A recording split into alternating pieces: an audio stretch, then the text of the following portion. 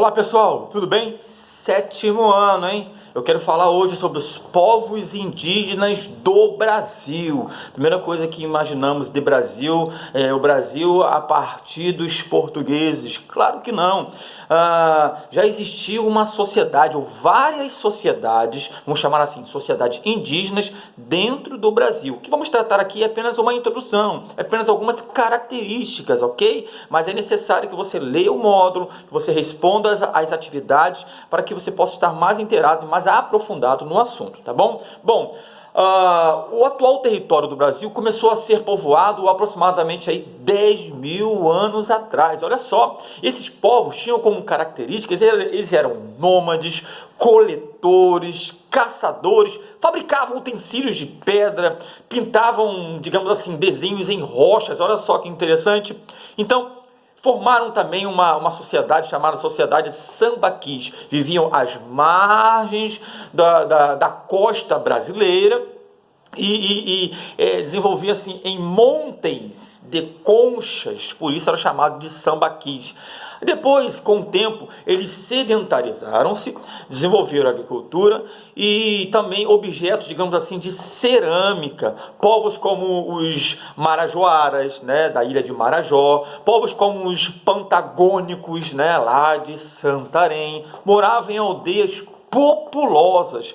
Depois, esses índios que desenvolveram essa sociedade às margens aí das praias do Brasil, vamos dizer assim, do litoral brasileiro, foram povos que migraram da Amazônia para outras regiões brasileiras, né, que vão entrar em contato com os portugueses mais à frente, lá pelo século XV, ok? Isso é importante. Então, índio não é tudo igual, isso a gente tem que entender. Havia uma diversidade de povos, ok? Havia uma diversidade de línguas, nem todo mundo falava a mesma língua, cada etnia tinha a sua própria língua, ou seja, havia diversidade de povos do leste da América do Sul, grupos linguísticos, famílias, né, desenvolvendo a cada etnia, como por exemplo o Tupi-Guarani, os Dje, o Arauquê, Caribe, famílias reduzidas, pontos de dispersão. Então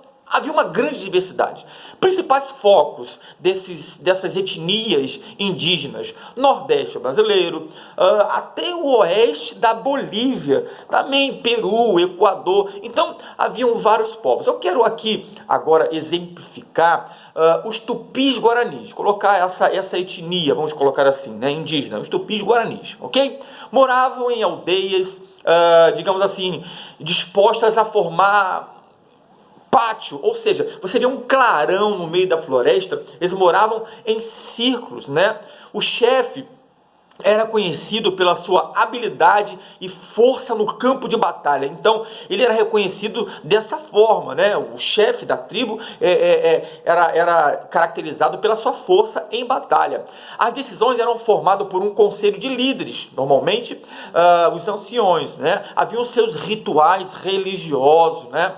E haviam características de trabalho de homens e mulheres. Homens, né, na sua maioria, maior força física, guerra, limpeza do território, construção de casa. Isso é uma característica dos homens. Já as mulheres ficavam na parte da semeadura e da colheita.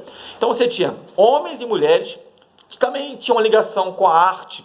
Mulheres, né, que produziam aí a cerâmica, homens na parte da arte plumária, né? Aquela parte da pluma, né? Quanto mais colorida, quanto mais carregado de pluma, de colorido, mais era a sua posição hierárquica dentro da sociedade da etnia indígena, tá? Sobre o aspecto da cultura indígena, havia crença no mundo espiritual, a religiosidade, né? O poder do mítico dos animais, dos seres da natureza, né?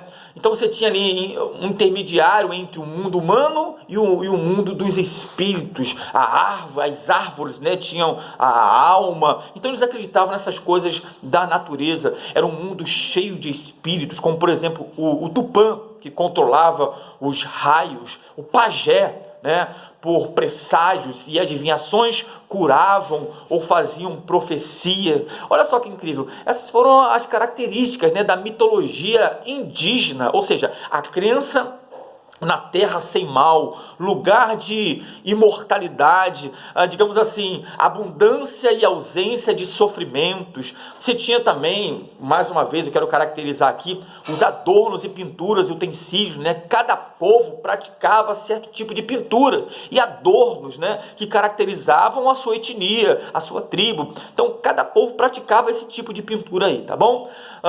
E também tinha um apreço, um grande apreço pela música, tá? Tudo diferenciava a sua identidade cultural. Essas coisas, essas características diferenciavam a sua identidade cultural, tá bom? Então quero deixar aqui um exemplo bem claro aí dos tupis, dos povos Jays, que representavam assim a nação indígena brasileira, tá? Dê uma lida, dá uma estudada aí nos principais pontos do nosso livro 2 e responda às atividades, tá? Fica na paz.